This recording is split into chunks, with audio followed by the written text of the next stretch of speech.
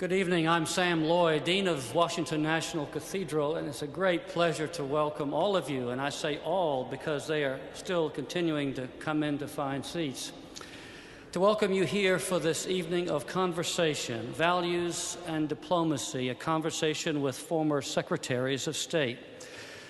This conversation is being co-sponsored by the Aspen Institute and Washington National Cathedral, and we are delighted that so many have come, and we understand quite a number of college students have come to be part of this evening and to listen to these conversations as well, and a special welcome to all of you. We're delighted to have with us three of our former Secretaries of State, Madeleine Albright, James Baker, and Colin Powell. I'm happy to say all three of them Episcopalians, our claim to fame.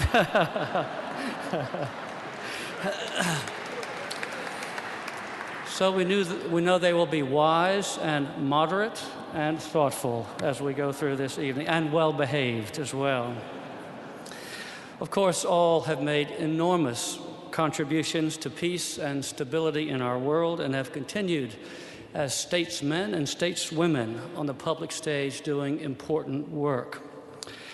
It's a pleasure also to welcome the members of the Aspen Institute Board of Trustees and the members of the Cathedral Chapter, the governing board of the National Cathedral, all of whom are here tonight, closely attached to their meetings, but also coming here as an expression of the values and commitments of each of these institutions. This evening's conversation will, in fact, explore the role of ideas and the role of value-based leadership at work in our world in the area of diplomacy, which is a critical time for this world and for that kind of engagement. And it will also involve, if those are Aspen Institute's focus, involve as well an exploration of the role of religion in public life, which has become very much at the center of Washington National Cathedral's conversations and public dialogues. I'd like to extend one special word of thank you for this evening, and that's to Dr. Eric Motley, who was a vice president of the Aspen Institute. Well, he seems to be famous before I can explain who he is. Eric Motley is a vice president at the Aspen Institute and managing director of the Henry Crown Fellows Program, who happens also to be a member of the Cathedral Chapter. And our thanks to Eric for being the one who imagined this collaboration and has done so much to make it happen. Now I'd like to introduce to you our moderator for the evening, Walter Isaacson, the president and CEO of the Aspen Institute. Walter Isaacson has had a distinguished career spanning the fields of journalism and public policy, holding an array of significant positions such as being editor of Time magazine, chairman of CNN, and a significant leader in an array of nonprofit and government organizations. He's the author of a number of books, a biography of Albert Einstein, one of Benjamin Franklin, and one Secretary of State, Henry Kissinger. Please join me now in welcoming Walter Isaacson, who will introduce our guests for the evening. Thank you very much. Thanks, Sam. Come on up. Yeah, thank you. Thank you, Sam. Really appreciate it. And thank you, Eric Motley, for putting it together. I want to recognize Bob Steele, our chairman of the board. And I see Ann Korologos, somebody who's been a great board member of the Aspen Institute, a true public servant, retiring from our board. Maybe you could stand up, and we'd love to thank you. And also, one more indulgence, because I see him here, a dear friend, the head of Aspen, Japan, Tony Kobayashi, and our heart goes with you and all the people of Japan tonight. Thank you for being here.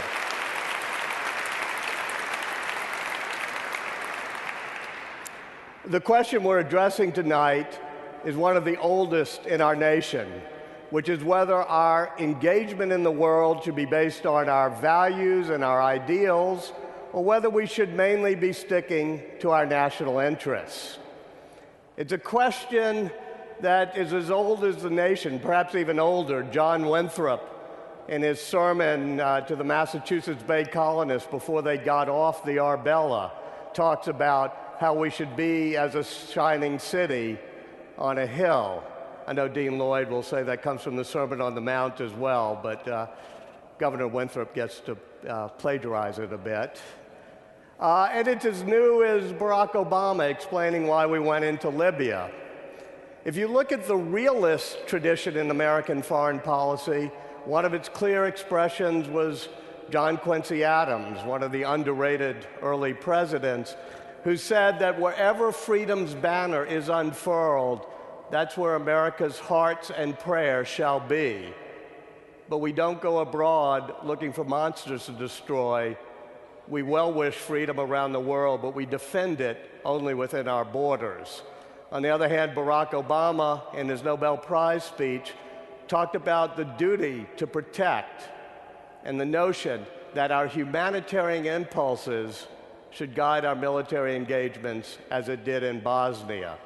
So the question we're addressing tonight, and I'll start with Secretary Albright, is it's easy to say that our values and our interests always go together, and that if we act upon our values, we'll be acting in our interests. But the three of you know better than anybody in the room that foreign policy is difficult. Decisions are difficult. And sometimes there's a conflict between our values and our interests. How do you think the role of values, democracy, and freedom should play in our foreign policy? Well, first of all, I'm delighted to be in this beautiful cathedral, Dean Lloyd. When I was on the chapter, we voted on that rose window. So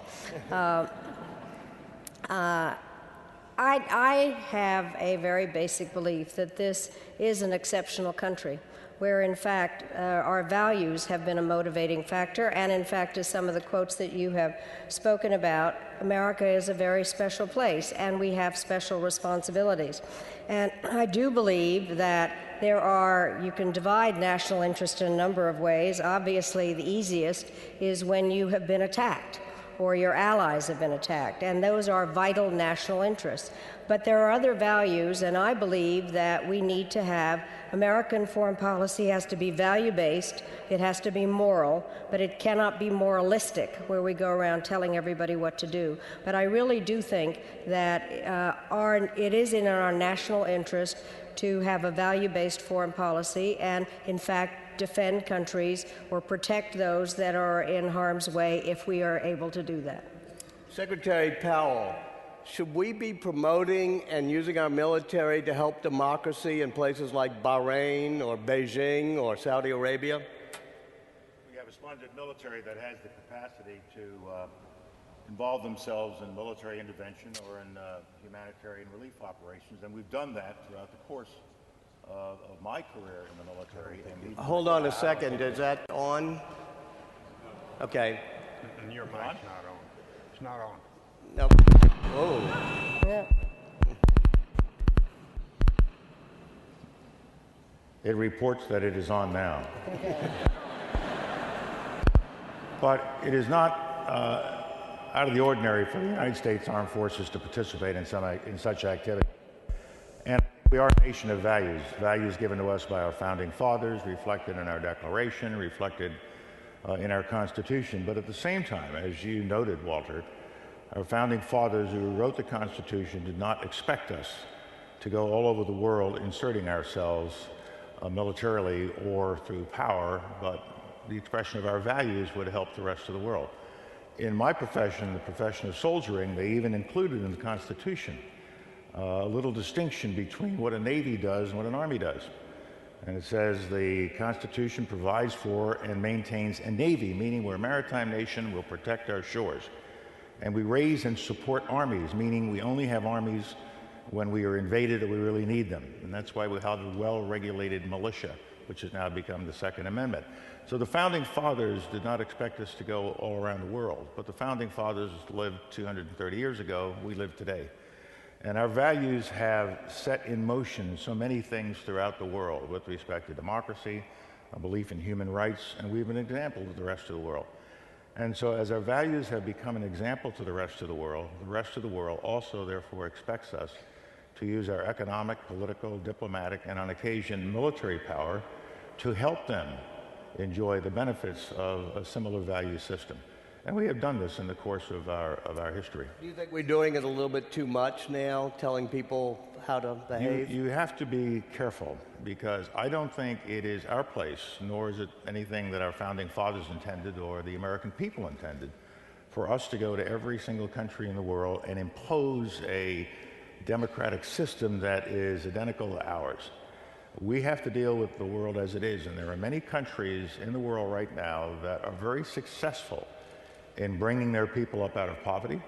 They are very successful in providing for health care and other services. Yeah, I'm coming to China, but let me get there. But in effect, I know that China is not going to get rid of its authoritarian system. They've said so. They've made it clear. And what they have said to me on the many occasions we've discussed this is that we don't know how to run a country of 1.3 billion people and feed 1.3 billion people with the kind of system that you prefer. It's your system. So as long as we are not aggressive in what we do with the rest of the world, as long as we are doing the best we can for our people, and they brought 400 million up out of poverty and they got 600 million more to go, we can tolerate such a system and live with such a system, but at the same time, as all of us have done, pointing out to the Chinese that political liberalization and human rights are universal values, and sooner or later you're going to have to deal with the aspirations of your people and the desires of your people to be freer. In the Arab Spring that we're watching now, you could not keep the rest of the world away from the Arab world. They saw it on television, they see it on the internet, they're tweeting each other, they've got Facebook pages. That same political force which is at work through the information revolution, I think will eventually start to modify China as well. Secretary Baker, Michael Kinsley once defined a gaffe in Washington as when a leader accidentally told the truth. You did that once. I did. Yeah. I said that it was important that we maintain secure access to the energy reserves of the Persian Gulf.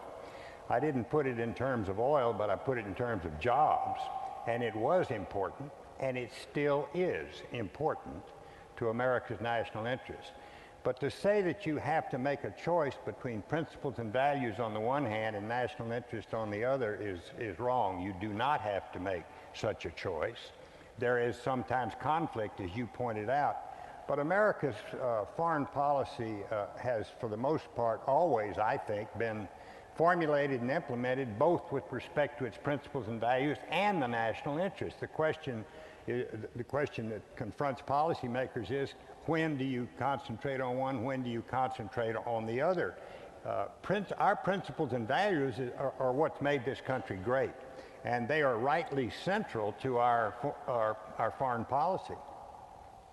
My own view is that we should always support our principles and values and promote them diplomatically, politically, and economically. That we should be very careful militarily when we decide that we're going to go in militarily simply to promote our principles and values. And that generally speaking, you need to have a national interest when you decide you're going to commit, particularly when you're going to commit our young men and women to combat. Do we have a national interest in Libya? I don't know, but I think Libya, frankly, is, if there was ever an appropriate exception to that formulation I just gave you, Libya is probably it. Because the way we've done it is a very limited exercise. And the President was quite clear when at least the United Nations Security Council was quite clear in their resolution that we're going in to protect civilians.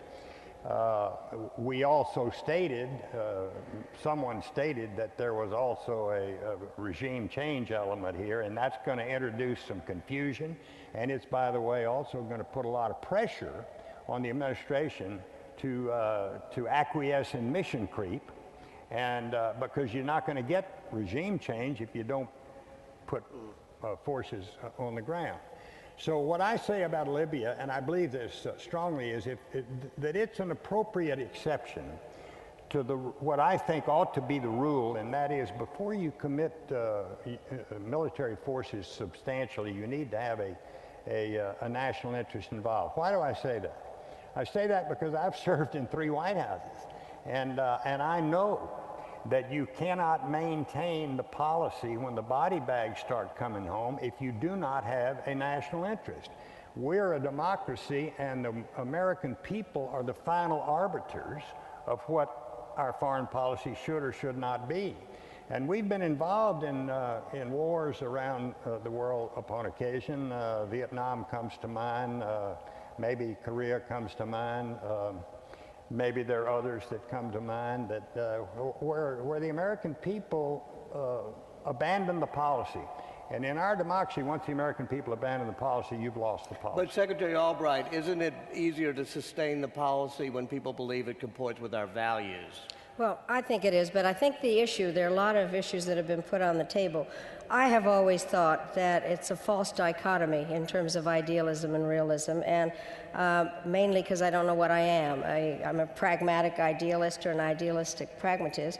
But basically, I think it's like a helium balloon. You need the idealism of the helium to get the balloon up, and the ballast in order to get a realism to get it moving. Also, I think we have all learned, and I always apologize to my students when I say this, there is not always consistency in foreign policy decisions. You do have to look at it case by case, which is why having that underlying value system so that you can assess what's happening in every case, I think is very important. And these decisions are very hard to make.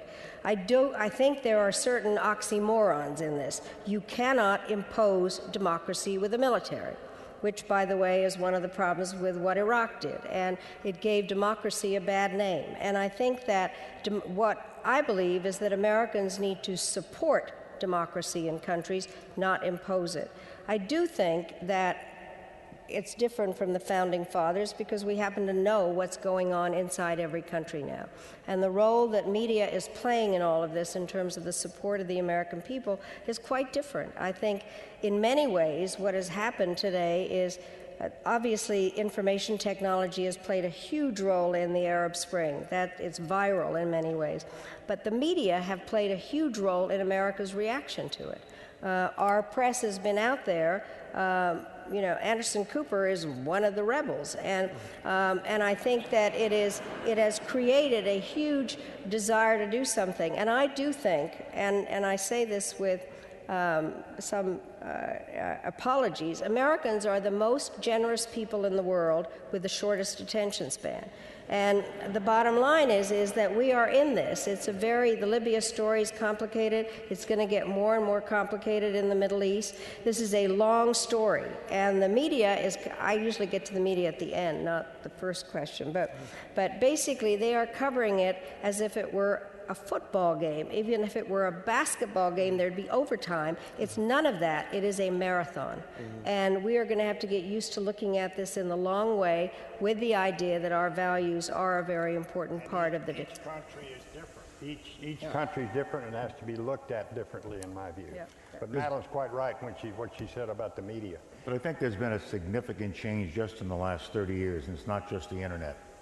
All of us can cite experiences where we had to deal with the most terrible despots on the face of the earth before the Cold War ended because our interests demanded it. Some of the things we did in Africa and other parts of the world, some of the dictators we propped up because of our interests and because of a counterbalance to what the Soviet Union was doing. But when the Berlin Wall went down, all that went away. And I think our values then moved to a higher priority within our foreign policy thinking. Does that mean that we don't have an interest in supporting the rulers of Saudi Arabia as a counterbalance to Iran because they don't share our values? We have an interest in supporting the rulers of Saudi Arabia because they are not shooting their people in the streets. It's not a humanitarian crisis. And at the same time, we have to think of two things, not only where we get our energy from, but as my Saudi friends will say to me every time I raise this question with them, be careful what you ask for. We have been a successful, stable country for as long as you have, in different forms, but we're a monarchy. If you had full, free, fair elections tomorrow, you would not like who wins. They would throw you out and us out, and the day after tomorrow, they would announce there's never going to be another election. We're not sure yet that we're going to like who wins in Egypt. We're definitely not, yeah. And so these are very difficult issues. With each country is different. We ought to look at each one in a different way, in my view. And Madeleine's absolutely right. It ought not to be a choice between idealism or realism. That both of them form a basis for our foreign policy decisions, and they should. And you know, the point Colin made about the Soviet Union, even though we're cooperating, we cooperated with the Soviet Union in World War II because Nazi Germany was the worst alternative.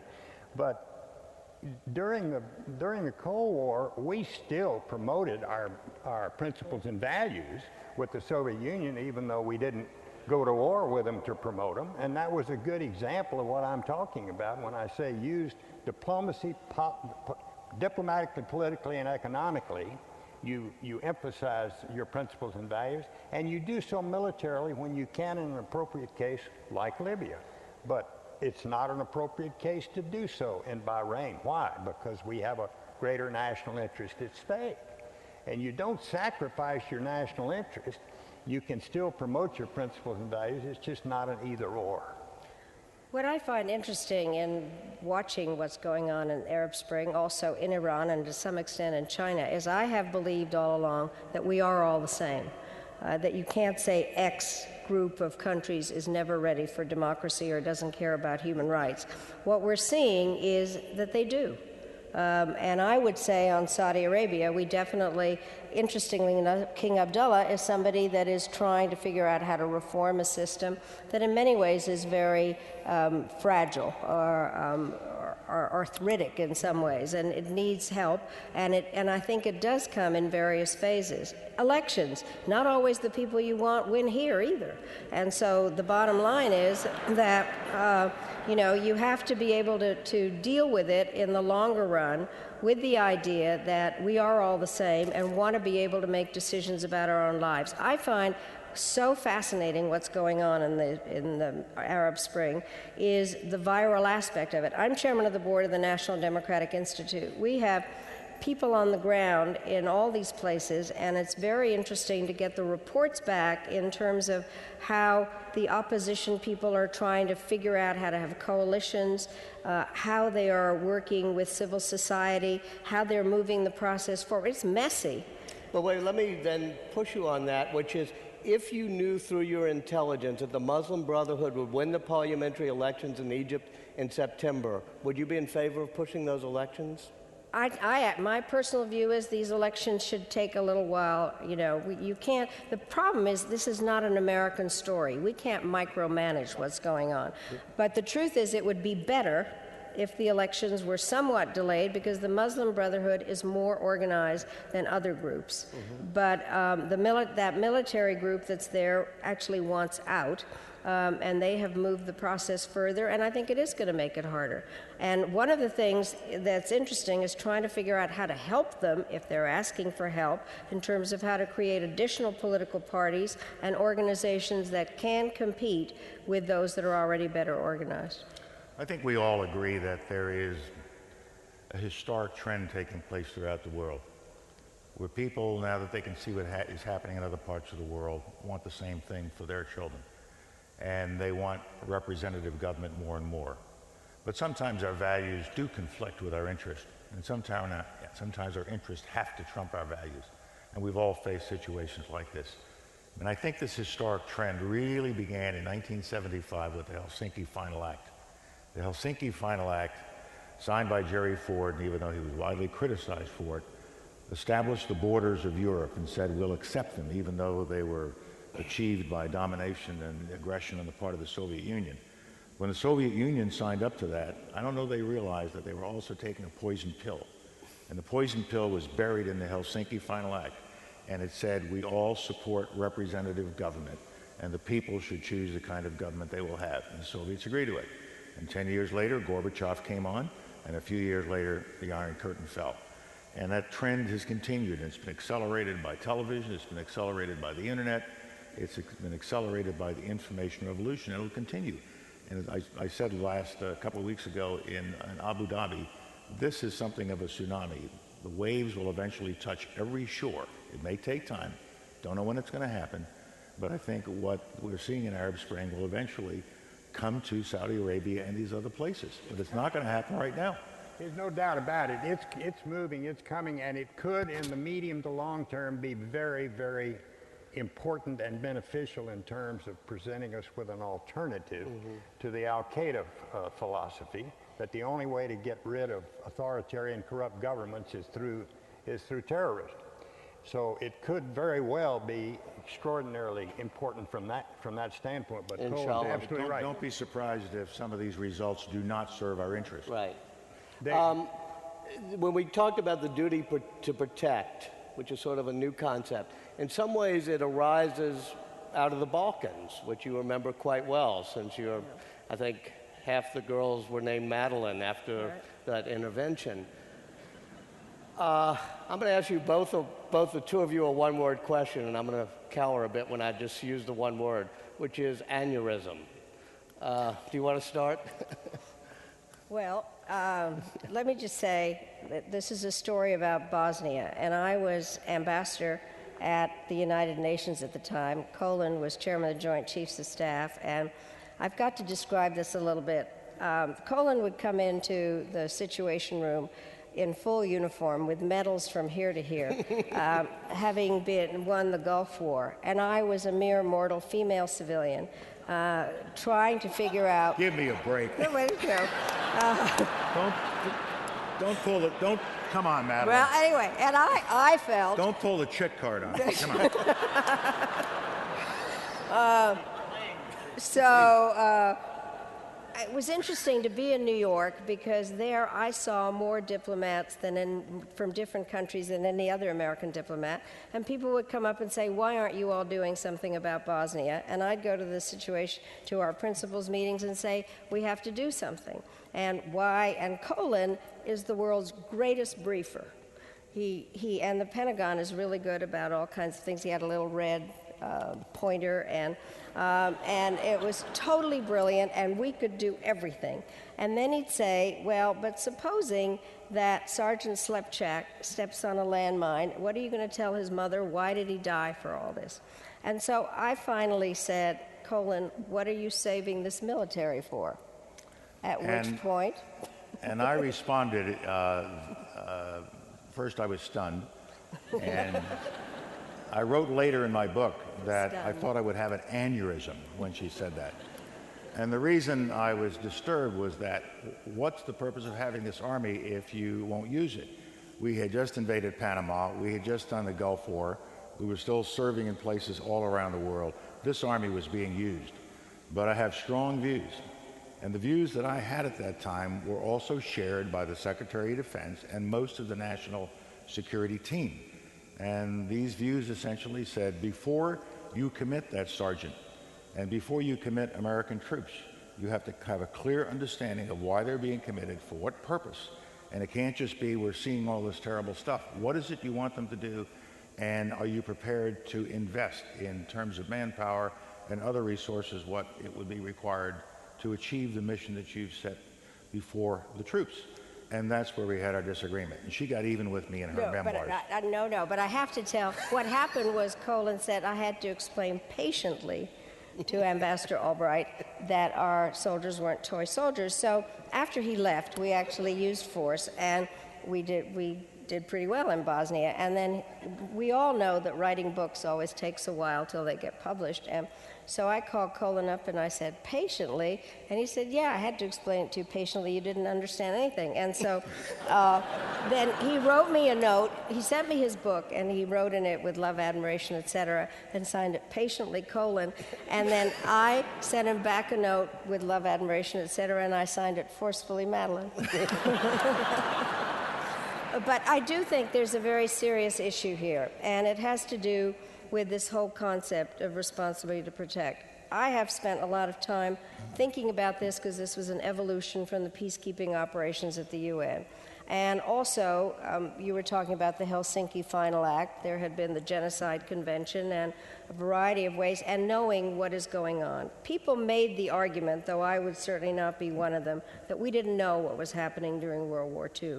We do know what is going on in places, and Milosevic was ethnically cleansing, putting people in concentration camps, doing terrible things. And the question was whether some amount of American force multilaterally with NATO or in some way could in fact end this. And it is a very big and long discussion, and it is the whole issue of whether, as an international community, when the leader of a country is not fulfilling his responsibility in terms of protecting his people, does the international community have a responsibility to protect? And it is a new concept. It is now part of UN jargon, and we are watching it in Libya. The resolution 1973 is the one that says that this is about protecting the lives of the civilians. Are you regretful you didn't apply that in Rwanda? Absolutely. But I also think, and one of the things that we all three of us said, that the decisions are very, very hard to make. As far as I'm concerned, there's nothing worse than people that criticize decisions that they don't look at the context in which the decision was made and the information that the people had at the time. It's fine to look back and say X should have. What happened was that at the time that the Rwanda issue happened, we did not have all the intelligence. We had just lost troops in Somalia. We were in Bosnia. The Harlan County was turned around in Haiti. And we didn't know how awful it was. It was, I call it, volcanic genocide. It happened after the plane of the Hutu president was shot down, and there was this explosion. But it's very hard. And I wish President Clinton has said we wish we'd made the decision. I think we should have done it, but we didn't. It's a tough issue, though. I mean, the duty to protect, if indeed that becomes enshrined in UN law or UN policy, what are the limits? Protect to what extent? Do we put young Americans on the ground in Ivory Coast? Do we put them on the ground in, what happens? What about the people of Iran? What about the people of North Korea? What about the people in China? I mean, where do you take this? How far do you take this? And how do you keep the American people in support of the policy when the casualties start coming home? Yeah. And one other consideration, I think we ran the only full-scale war that we ever got paid for by the people we were saving, and in the first Gulf War. But we're broke as a country. We are in bad shape. And so we don't have the economic power today or situation today to go running all around the world protecting every time we divine a need to protect people, to go using our military to protect them. We can't do it. We can't do it economically. We can't do it politically. And we certainly can't do it militarily. Yeah, it's a question of becoming a 911 line with Carl waiting if we don't have rules. It isn't all just Americans. It isn't all just Americans. The point here is that it's a very difficult doctrine. There's no question. You actually teach it now, right? I teach a lot about. I teach about the national security toolbox, and the bottom line is there are not a lot of tools in there. If you want to know the truth, here we are. Big army, you got a big military, big important military is a tool. But we should not. I'm not saying that the U.S. needs to do this all by itself. I think that, interestingly enough, I think what President Obama is trying to do in Libya is to show that this is the international community. Whether what happens is, I happen to be opposed to a United Nations army, but there must be ways that certain groups of countries can have some part of their military delegated to saving, where there's genocide and ethnic cleansing, not every conceivable. So, Secretary Powell, what are the rules about when we go in with a duty to protect? How do we draw the line so we're not in everywhere? We have the most skilled military imaginable, and an army exists to apply the force of the state against the enemy of the state. And the forces that we create for that purpose also have other things that they can do, and they can do it splendidly. They can do peacekeeping, they can do humanitarian assistance. You saw it when we had the tsunami in 2005. You've seen it again as we responded to the tsunami in Japan just recently. And these are wonderful young soldiers, sailors, and airmen and Marines who know how to go and take care of kids, who know how to provide relief supplies to folks. So we can do it all. But we really want to know exactly what political purpose is being served, or what humanitarian purpose is being served, and some sense of what it's going to take, and some sense of how do we end it. And I don't think it's unreasonable to do that, because this is a volunteer army. The American people said we don't want to draft anymore in the early 70s. So it is not the whole country that is involved. It's a volunteer group of young Americans. And before we commit them here, there, and everywhere else, you got to think it through. Because as Jim said, these are the kids who pay the ultimate price, and their families pay the ultimate price. And you can't just say, my heart is breaking for something that's happening over there, and it is our responsibility to go.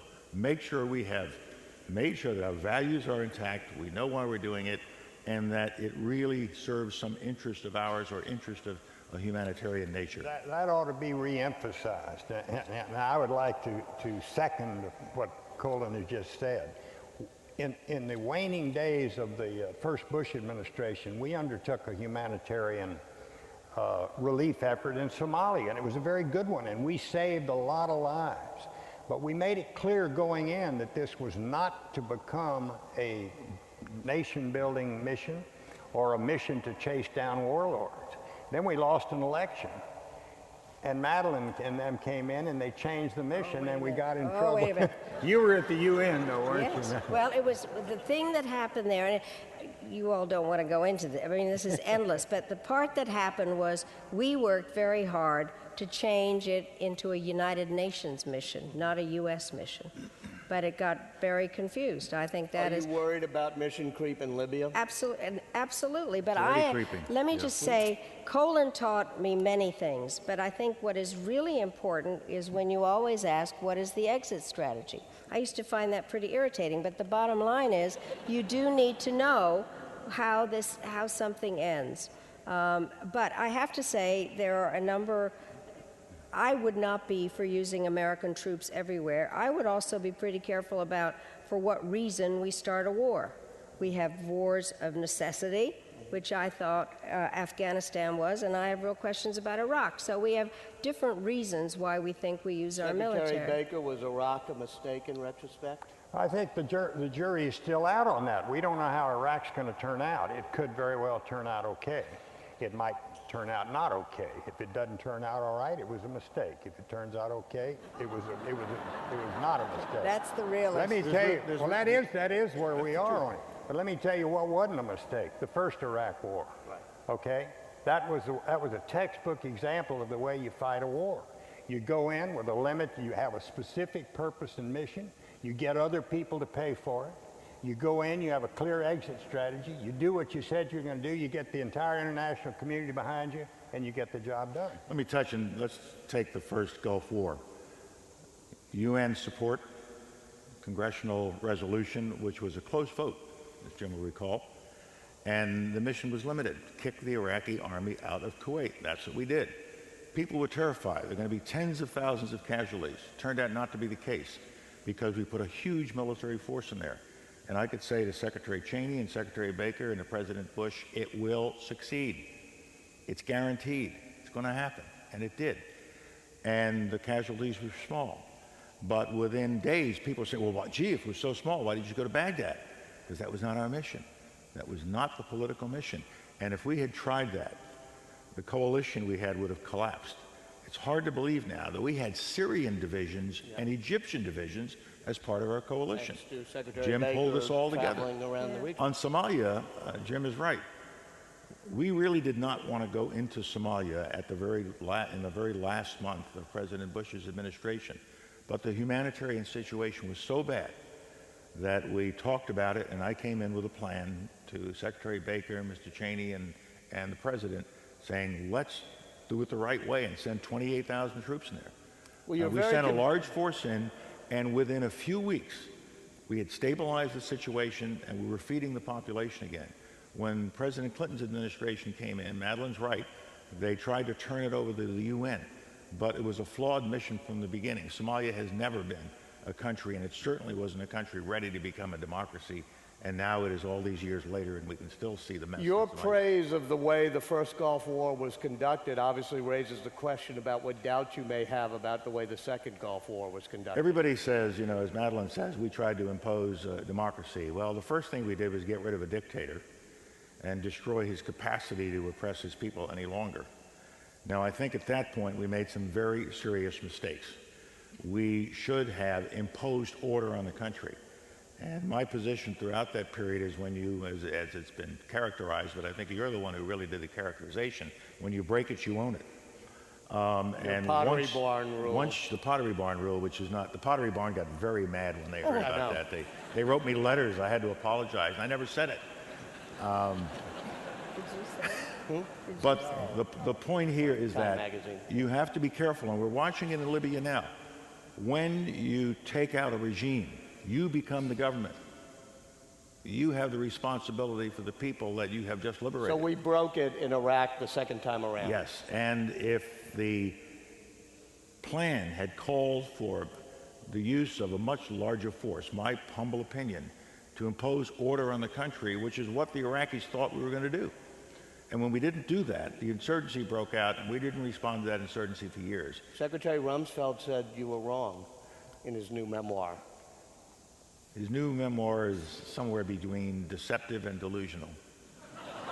Thank you. Wanted you to get that in. One more, if I could move on, or did what? What do you really Think about what do you really think about the book?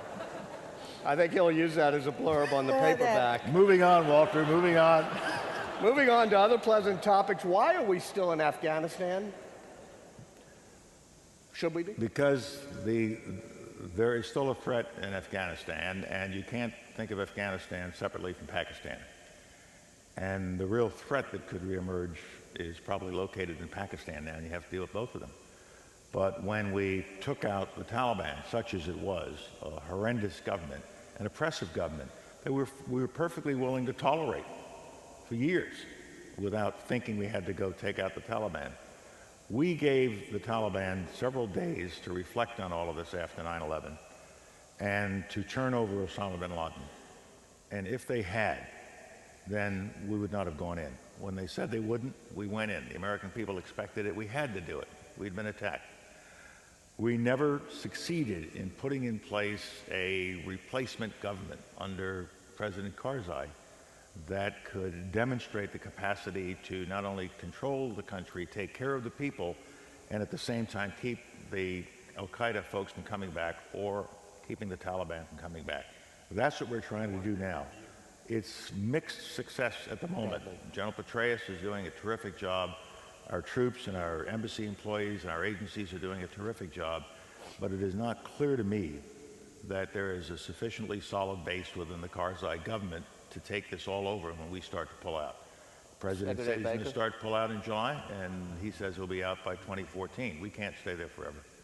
I'm a conservative Republican. Some would say not conservative enough, but I'm a conservative Republican nevertheless.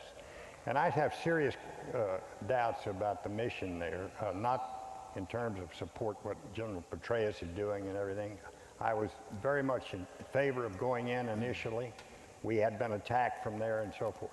There, according to Leon Panetta, the head of the CIA now, there are 125 Al-Qaeda in Afghanistan. We have 110,000 American pairs of boots on the ground. We have an interest in a stable Afghanistan, but our interest in a stable Afghanistan isn't any greater than the interest of Pakistan, China, Iran, the Soviet Union, Russia, and India.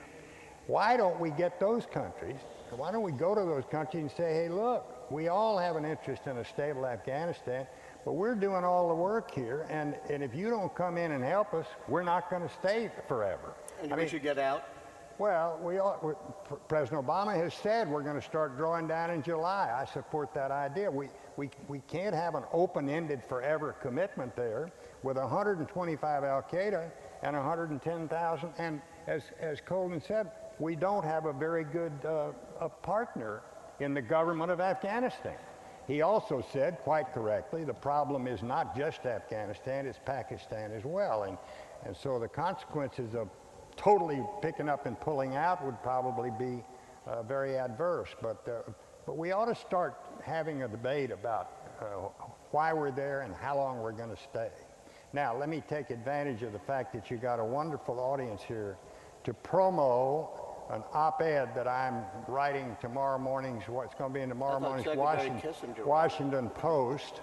And Henry Kissinger would tell you he wrote it, but if you look at it, it's very concise and very,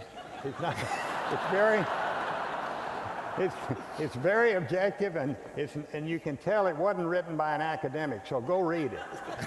And what's it on? Huh? What's it on? It's on the topic we're talking about here tonight. Okay. And we wrote it over the course of the past. On Afghanistan too? Not on Afghanistan, no. It's on values and national interest. Sorry. Well, I fully agree in terms of getting some kind of a better regional solution on Afghanistan. I honestly do think that what we had to respond to 9/11 in Afghanistan, no question about that. I think that we took our eye off the ball, and there should have been more work done in Afghanistan earlier. At this stage, I think that there are, from reading the newspapers, there are some negotiations going on with the Taliban, some attempt to try to get some structure there, and I fully agree with Jim, is that what I think there needs to be a regional approach to this. I've been saying that for a long time. There needs to be a group that works on this that has much more interest in it, or as much interest as we do. Yeah, we've been talking about our national interests in Afghanistan, and somewhat surprisingly, given the topic here, many people would say we were there for humanitarian reasons. There was a Time magazine cover of the woman with her nose cut off, and that we're there to help women and whatever it may be from humanitarian horrors. Is that still a reason to be in Afghanistan? No, I think we are really there to stabilize the country, and one way to help stabilize the country is to perform this kind of activity and to demonstrate our values and how the people of Afghanistan can have a better life if they move in this direction. But not strictly just for humanitarian purposes, because it serves our interest to make sure it doesn't become a haven for Al-Qaeda again, or the Taliban, which might let Al-Qaeda back in. It may be down to 150, but they have a habit of growing. Right now, I think it's manageable if we can get the Afghan government to start functioning like a real government and not just as a tribal chief. That's the part that is not working. And if it doesn't start to work, then I think we're just going to have to pull back and go back to a counterterrorism strategy where we watch it, and if Al-Qaeda starts to reappear, we go after it. I don't think you're going to have a lot of success in getting all the neighbors to come take this problem from us. There was an internal debate within this current administration as to whether we ought to have a counterinsurgency strategy, which is our present strategy in Afghanistan, or a counterterrorism strategy. The Vice President Biden, was very much in favor of a counterterrorism strategy. I think that, frankly, would have been the better way to go. Use counterterrorism in everywhere in the country except the population centers. Do a counterinsurgency strategy in the population centers. So a smaller military footprint, too. Well, yeah, smaller military footprint and more predators and more counterterrorism in the vast reaches of the country, but try to do counterinsurgency in the main cities. But we still have the problem of a partner. We still have the problem with respect to the government of Afghanistan, and we still have the problem that we're pulling the entire oar all by ourselves.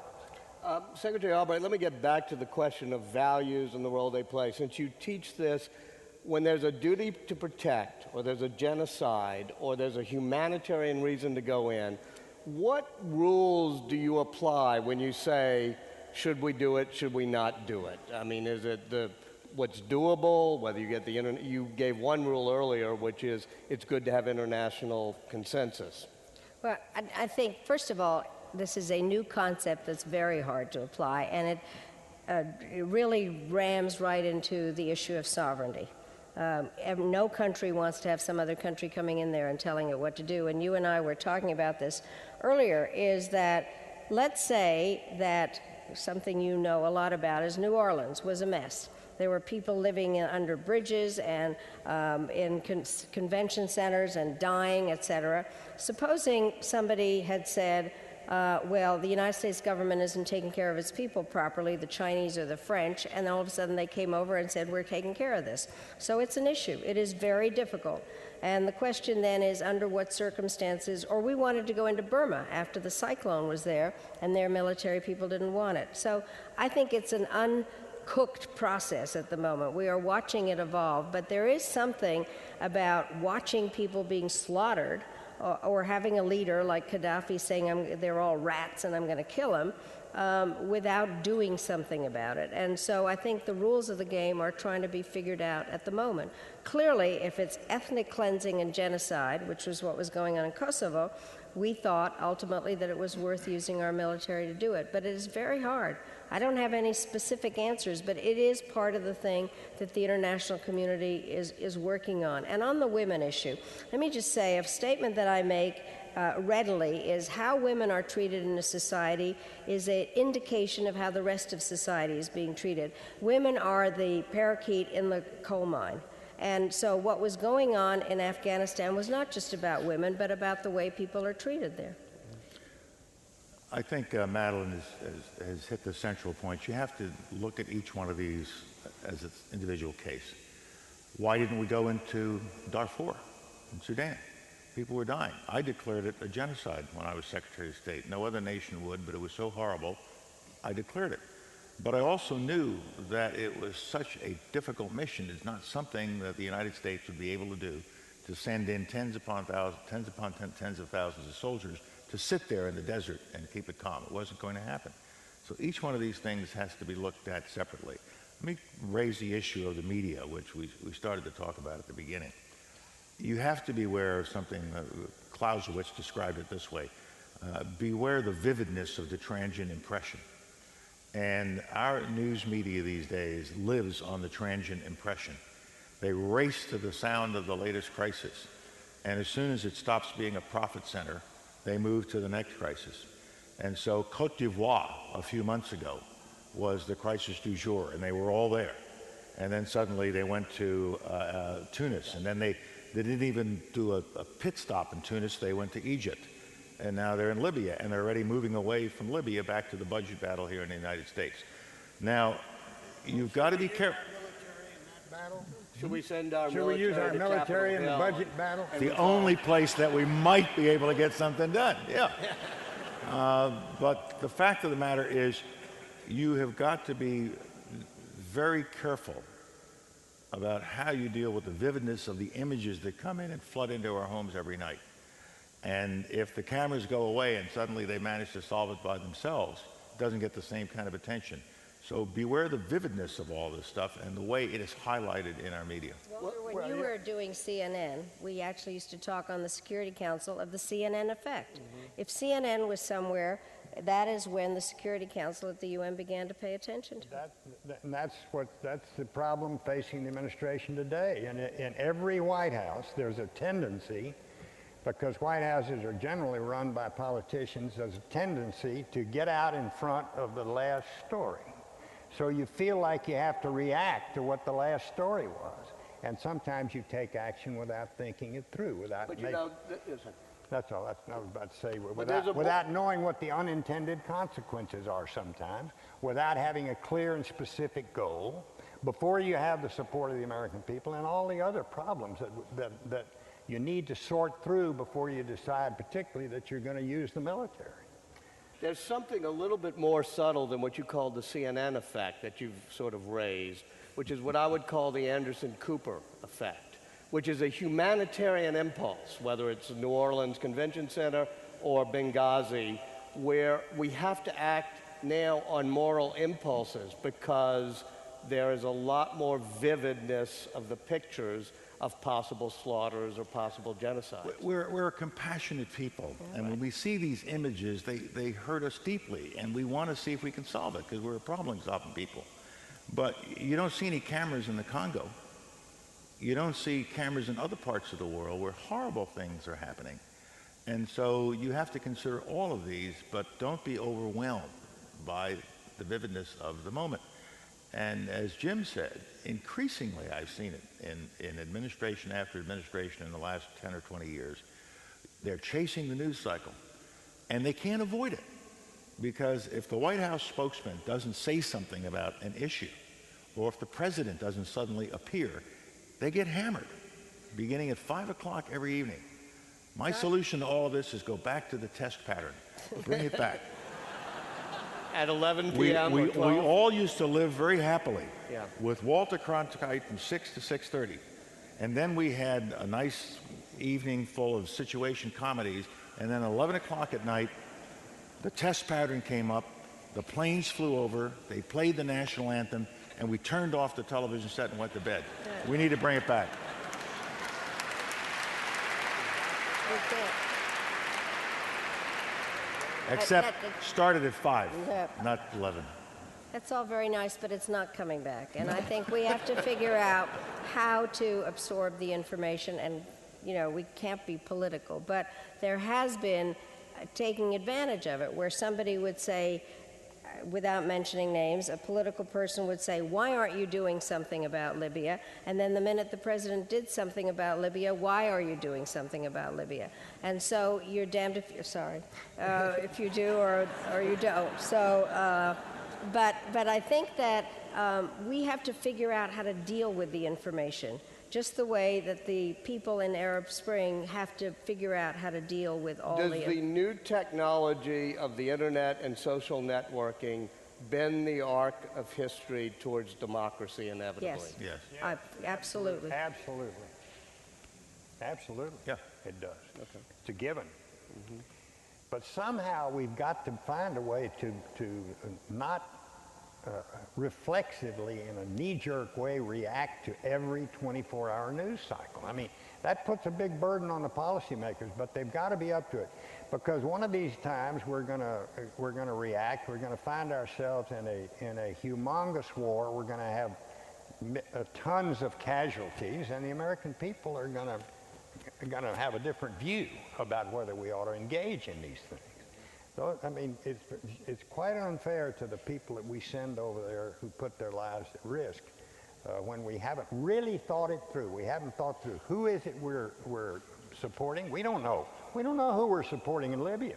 I've said it. I think it's an acceptable exception to my rule that you ought to have a national interest before you use the military. But we don't know who we're supporting there. We don't know what the unintended consequences of this are going to be. What about the rebels committing atrocities on civilians who happen to be loyal to Gaddafi? What are we going to do about that? What about the support of the American people in terms of Congress? We don't have congressional support. I think it was the right thing to do. Our humanitarian impulses tell us it was the right thing to do. But you got to look at all of these things and have a really clear-eyed view of where it's taking you. I think the problem is you don't have the time. I mean, we've all been involved in decision-making processes, and part of the problem is the issues are happening at warp speed too. So when I was upset in Kosovo, where somebody in Congress said, well, not enough Muslims have been killed yet.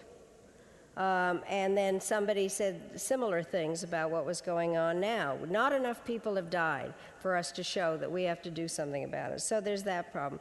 The other problem is that our decision-making process is fascinating, but it's complicated. We've all, you know, the way that the whole thing is set up. President Obama was accused of taking too much time to think over what he was going to do in Afghanistan. So there is that kind of pressure all the time. You don't have the time to answer all these questions. I know when we were all in office, you try.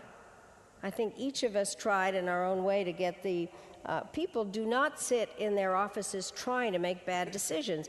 They are really trying to get all the information that they can and still dealing with the time pressure of some lunatic dictator saying he's going to kill everybody. But at the same time, and I think the example you just used is an apropos one, President Obama took the time, and he did not allow himself to get pushed into it too quickly by the constant media drumbeat or the drumbeat from some people on Capitol Hill. And so I think we sort of have to encourage our political leaders to take the time you need to make a sound decision and to sometimes push back against all of these forces. He not only took the time, he was wise enough to say, okay, we're going to do this, but we're going to do it with some substantial limitations on our involvement. We're going to protect civilians. It's going to be strictly air. We're not going in there with boots on the ground and so forth. And then we're going to hand it off to NATO. Let me see if there are any particular questions. It's hard for me to see, but feel free to raise your hand, and we might even find a microphone. I think, is that a hand way back? Yeah, I see a piece of paper waving. There must be a hand connected to it. Yes. Yes. The microphone is coming up the aisle, I think. Yes.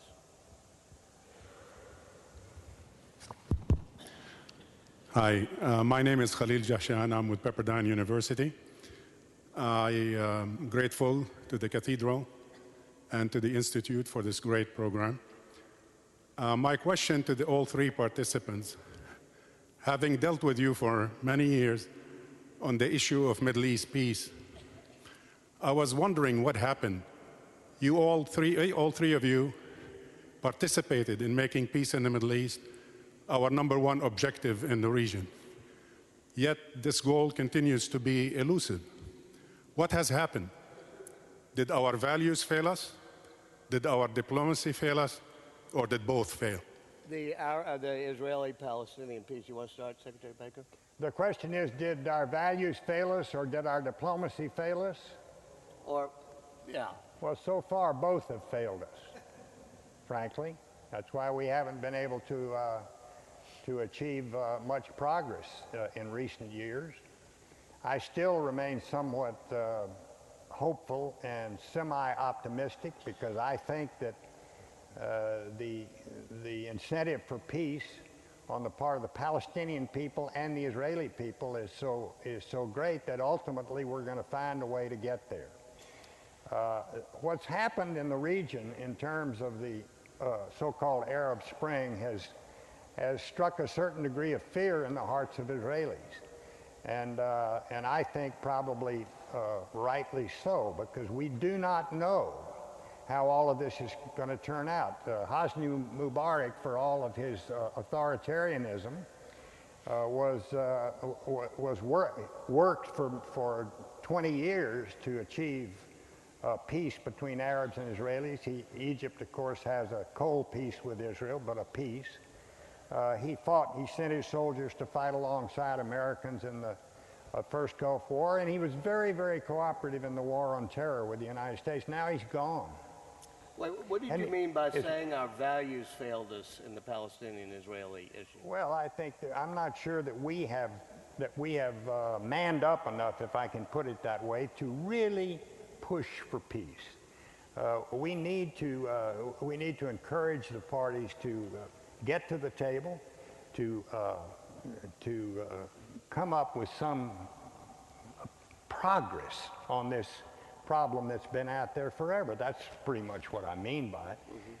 Primarily, our diplomacy has failed us. I'm not sure that we've been as hands-on as we ought to be. I'm not criticizing administrations here, but most administrations, because of the domestic political content of this issue, they wait until their second term to engage with it. Now, President Obama engaged early in his first term, and that's really quite praiseworthy in my view.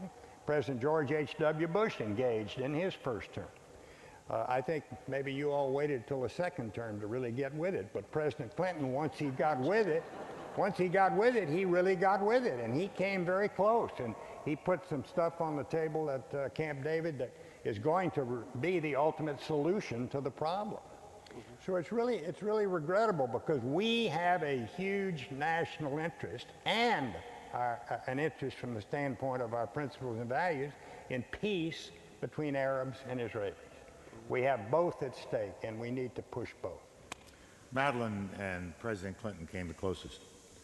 And I'll never forget the last day of President Clinton's administration at 4 o'clock in the afternoon, the day before inauguration. He called me. It had collapsed at that point, and he just let his heart out that they had come this close and weren't able to seize the day, so to speak. And the burden at that time, I think, fell on the Palestinian side and Mr. Arafat. We came in, Bush 43 administration, with a very uneasy view about all of this. After seeing the experience that President Clinton and Madeleine had just gone through, And so I started to engage, but the president was holding back because of the failures of the past.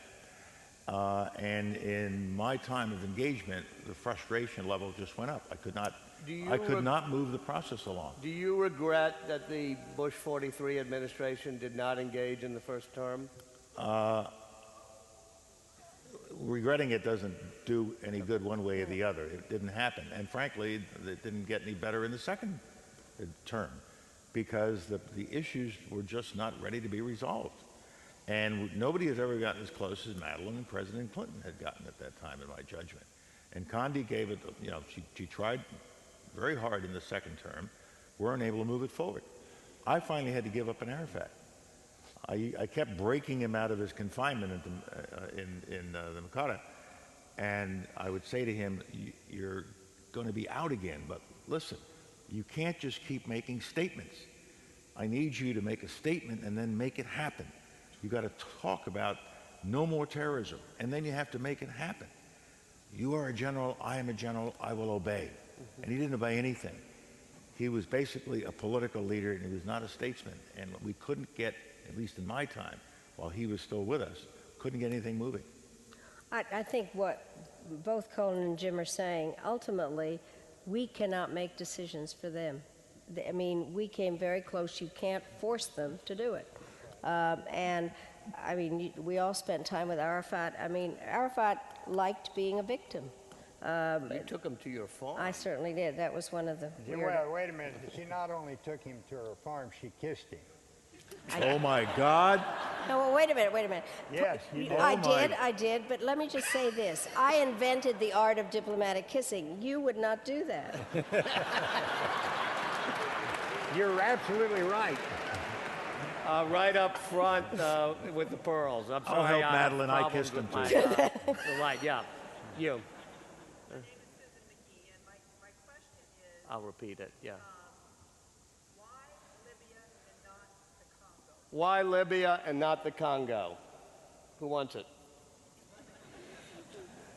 Anderson Cooper. It's an absolutely legitimate question. It is a totally legitimate. The Congo's been there for a long time. This conflict has gone on for an extended period, and it really isn't on page one anymore. The UN has peacekeepers in there. It's seen as a UN issue with UN peacekeepers. And by the way, the UN peacekeeping operation has exploded in the last 20 years. It has been, over and over. We have seen these problems and then turn them over to the UN. We did it in El Salvador. We did it in Haiti. We've done it in the Congo. And so it was there, and it didn't get the kind of attention, and it didn't strike home the way Libya has. I think there is a difference. First of all, I think just as the democracy aspect or the protest aspect was viral, there is also the potential viral effect of not standing up when there is a crazy dictator. And I think that there is not a crazy dictator in the Congo. There are other different problems. I think people are looking at what happened, not crazy dictator, but authoritarian regimes, and there was a message that is being sent through that. The crazy dictator she refers to was being visited by every president, prime minister, and secretary of state and foreign minister in Europe a month ago. You mean Gaddafi? Gaddafi, yeah. But what about Kim Jong-il?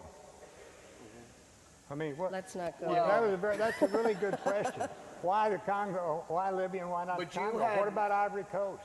You actually had 4 rules, if I remember, to answer the question of why here and not there. And one was we only do the doable. You don't try to do things that are... Well, I never try to do the undoable. Right. But at the same time, you don't shrink away from difficult missions. And I have never said that, a mission that is difficult, we won't get involved in. But I think it's important to have a clear understanding of what it is you're trying to achieve. Now, the Libya mission, I think, was fine to begin with. It was a no-fly zone, and we're going to keep people from being slaughtered. Well, it's not clear to me that there was a slaughter impending, although the president didn't want to take that chance. But secondly, the no-fly zone turned into a no-tank zone, a no-artillery zone, And as a practical matter, we have essentially entered this conflict on the side of the belligerents, on one of the belligerents, in this case, the rebels. Yeah. But we don't know who they are, we don't know what they are, we don't know what they stand for, and they do not have the military capacity to do this. And we don't know what we would get if And if the regime belligerents sunk. did what Secretary Baker said and started killing civilians, would we have to then attack the belligerents? That's a question that'll the UN resolution You would say should you ask had to. Madeleine that question, because do we have a duty to protect in that event? I mean, that's the point I'm trying to make about unintended consequences when you go into these things. And you really need to think them through. I think the next thing that's coming is arming the rebels. I mean, that's the next step in mission creep. That's going to come before boots on the ground. Now, will we do that? I don't know, but there's going to be a lot of pressure on the president to do that, since he has said Gaddafi must go. And you're against that? Even though that's not the UN resolution. The UN resolution says do whatever's necessary to protect civilians. Yeah. And you're against, obviously, armed Well, I'm against mission creep. Okay. I mean, I don't think that would be a smart thing for us to do. Let other countries arm the But rebels. they are. I mean, first of all, I truly do think, Colin, you say there was no evidence. I mean, you have the man that has already shot thousands of people saying that he's going to shoot everybody. And were we going to wait until everybody in the streets of Tripoli and Benghazi was dead? So I think the president did the right thing. And let me just say this. It's very easy to say, why aren't you doing it here? Why aren't you doing it there? Do you not do nothing because you can't do everything? That was Obama's line in his Libya thing, which is just because we can't do it everywhere. Well, I think it's doesn't an mean answer, we you don't know. do it. And I think that's why it's an acceptable exception to what I stated at the beginning of the program, and that is that when you're talking about the military, you really need to have some nexus with the national interest if you want to keep the American people with you. Well, and the president described the national interest in terms of Libya is between Tunisia and Egypt, countries that have been very important to us in northern Africa, and maybe it has something to do with the oil and the passage through the Mediterranean and refugees coming into Europe. I mean, I can argue this case. I think that there was a reason to do it. I think that it is more complicated than it was intended initially. The president said clearly that he didn't want to take the chance. He didn't want to wake up the next day, as Madeleine says, and find that this kind of slaughter had taken place. But the actual evidence, other than Gaddafi's claims and his capacity to do the kinds of things that were being attributed to him, were limited. I'm not sure that an objective analysis was made of that. He was not going to go in and kill 750,000 people who lived in Benghazi. That was not what he was going to do. And it wasn't going to happen in Tripoli. He owned Tripoli. And so that's neither here nor there. The president made the judgment, and I think that it played out well initially. But now it's not clear to me how this resolves itself. I think I saw Boyden Gray, who has the advantage of being a foot taller than most people. So was that you, Boyden, raising your hand? Yeah. Or Nope. stand up and, yeah. It wasn't I, but I have a question. You say there perhaps wasn't time, but wouldn't we be in better shape if there had been an authorization from Congress to conduct what is now happening in Libya?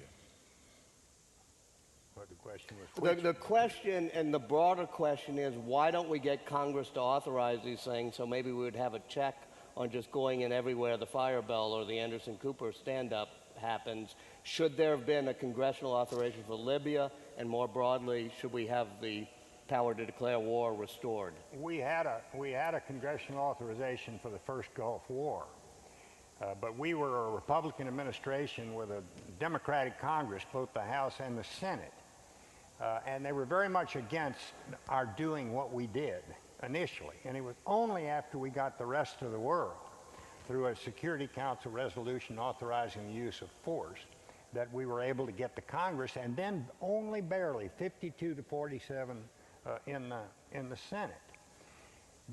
Should you do this in every case, every time? My view, as one who's served all of his public service in the executive branch, is no. I think the president has the foreign policy power to do what President Obama has done in this case as commander-in-chief. particularly where he's limited it, and it's a limited exercise by way of definition. So I don't think you have to go. But as a politician, I would say to you that if you undertake military action without the support of the American people, and the way you get the support of the American people is to get Congress to authorize it. If you undertake it, you're going to be under much greater pressure to succeed than you would otherwise be. Well, as I understand it, there was a Senate resolution that supported a no-fly zone, but obviously it would be better. But again, it's a matter of time, and just kind of watch what's going on up there right now. Interestingly, the second Gulf War had a resolution that was much stronger than the first Gulf War. But I think there's something wrong in our system. The War Powers Act that was put in place some 30 years ago really is not working. Very often Congress doesn't want to touch these and would just as soon not be asked, because then they don't have hands-on responsibility.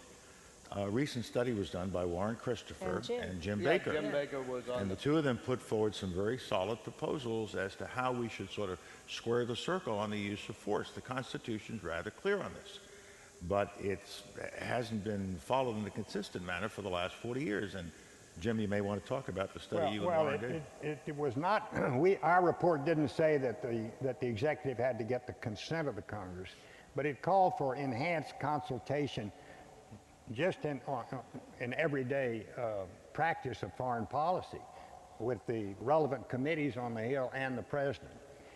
And we presented it to President-elect Obama, Secretary Christopher and I did, in December of 2008, before he took office. And they looked at it, and they've studied it. And as a matter of fact, Madeleine mentioned the resolution in the Senate. I think they implemented some of the steps that were in our report, but they haven't formally adopted the report. It's a good report, and I'd recommend it to you. It is. I use it for teaching, yeah. Final thoughts on the role of values, democracy, and being at the heart of what we are and do as a nation. Well, it's rightly principles and values are rightly central to our foreign policy. They will remain so, and they should remain so. But this is not an either-or situation. You should not ever feel that you have to choose between principles and values on the one hand and national interest on the other. Always we should support principles and values diplomatically, politically, and economically. We should do so militarily in certain instances and circumstances where we think it's important to do so, or where it makes sense. I've said that I think Libya is an appropriate exception in that regard because of the nature of the regime, the fact that he was weak, the fact that we do have some interest there, although not a major national interest. So it's not an either-or situation. We've got to use principles and values and the national interest. But once you actually put combat troops in a situation, you better have a national interest or you'll lose the policy to public opinion. I can't imagine having an American foreign policy that didn't have values. I mean, look at it the other way. If you purely operated just on realpolitik, I don't think you'd have the support of the American people. I think I think each of the issues is very complicated. I think just, if I listen to all of us, I think it's very clear that these are very, very hard decisions being made by people who have the best interests of America at heart. I mean, that's what you do when you have these kinds of jobs. The purpose is to help protect America. And the question is, under what circumstances are we better off?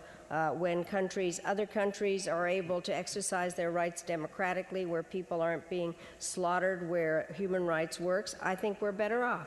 So I look at it the other way. I can't imagine having an American foreign policy that didn't have a value system base.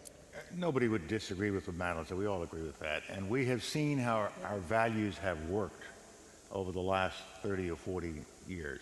It helped bring an end to the Cold War. Our values helped destroy the Iron Curtain.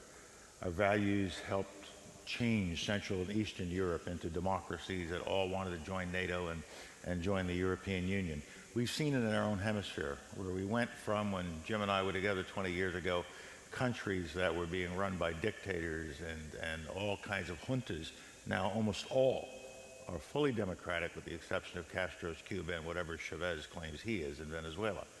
So we have seen this movement that has historically come toward our direction of values, the values of democracy and freedom and economic freedom and individual human rights.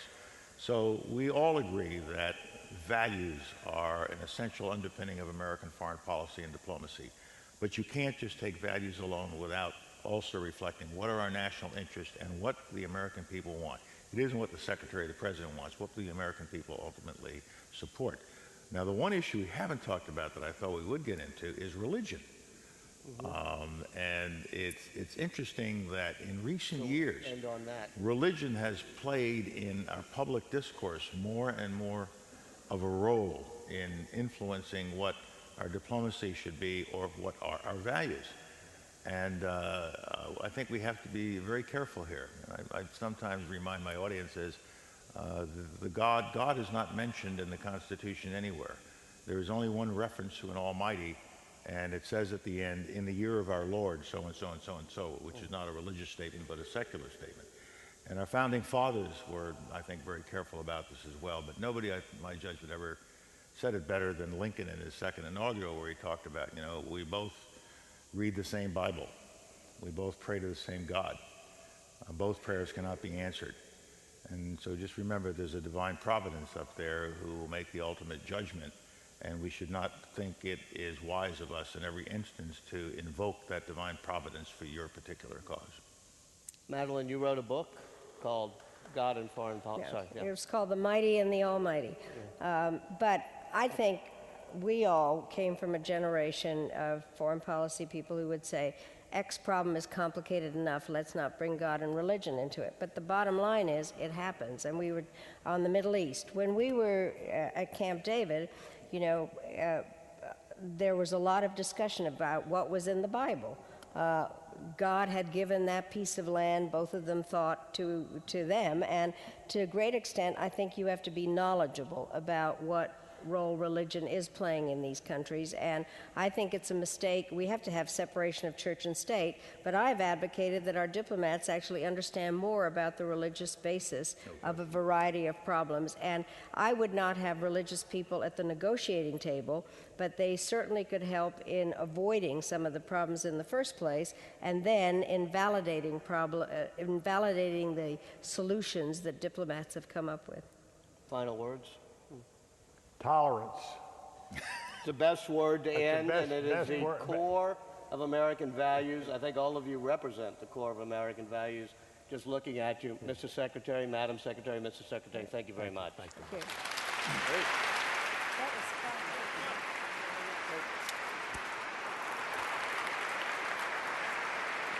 Why don't we come on down and...